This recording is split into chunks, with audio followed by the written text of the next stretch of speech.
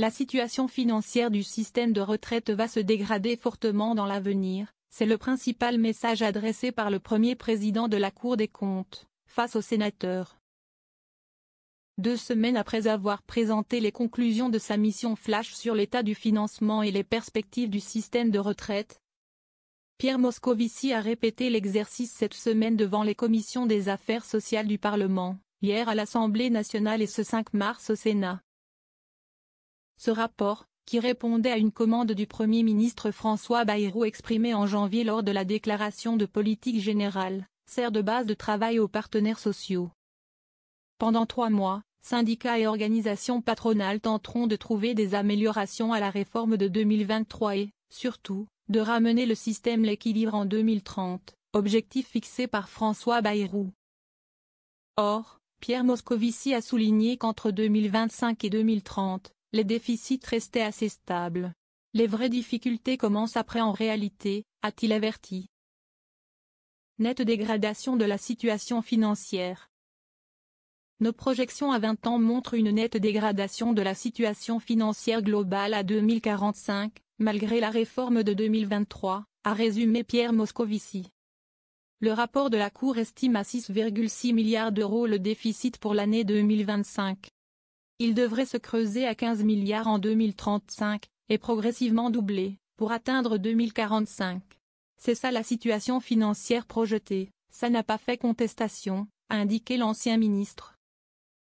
Saisi par les organisations syndicales, en particulier, la CGT, la Cour des comptes a également donné une estimation du coût d'une annulation de la réforme de 2023, qui a notamment reculé l'âge légal de départ de 62 à 64 ans. Une ouverture des droits à 62 ans augmenterait le déficit de 10,4 milliards d'euros en 2035, a précisé Pierre Moscovici. Si vous retirez cette réforme, si vous l'abrogez, c'est 10 milliards de plus qu'il faut trouver et qui s'ajoutent aux quelques 6,6 milliards en 2030, aux 15 en 2035. Si on imagine que la solution magique c'est la productivité va s'améliorer, non ça ne va pas nous dispenser d'efforts. Interrogé sur les hypothèses d'évolution de la productivité retenues pour les projections financières, Pierre Moscovici a indiqué que le salut ne viendrait pas de cette croissance. Si on imagine que la solution magique c'est la productivité va s'améliorer, non ça ne va pas nous dispenser d'efforts sur les retraites. Nous avons considéré, et ça a été ma surprise, que la variation de la productivité n'avait pas une influence singulière sur les projections. Avec un moins d'1 milliard d'euros d'écart sur les 2 scénarios en 2035, et 7 milliards en 2045. Qu'il s'agisse de la présentation de la situation ou de la méthodologie dans les grandes lignes, le rapport a été globalement bien accueilli par les sénateurs. Ce rapport est robuste et impartial, a ainsi souligné la rapporteure générale de la Commission des affaires sociales, Élisabeth Doineau, Union centriste. François Patriat, Renaissance, président du groupe des sénateurs REPI, a salué un rapport à la fois objectif et impartial et la sénatrice communiste Cathy Apurso-Poly a reconnu que les chiffres étaient fiables. Depuis la commande du Premier ministre, le contexte géopolitique international s'est nettement assombri. Le désengagement américain en Ukraine amène les Européens à rehausser le niveau de leurs dépenses militaires.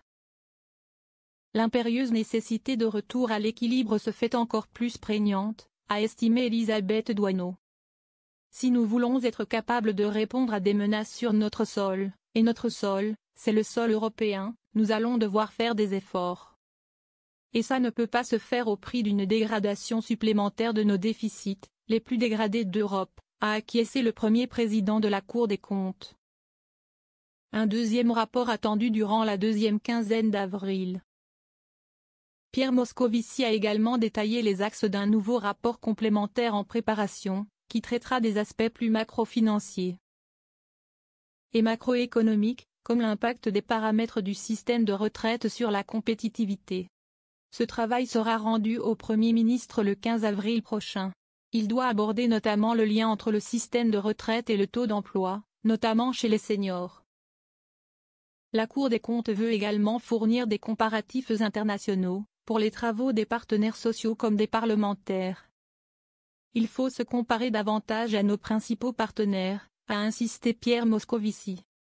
Autre axe de travail attendu, La Cour des comptes veut approfondir l'impact des différents leviers mobilisables pour résorber le déficit des retraites.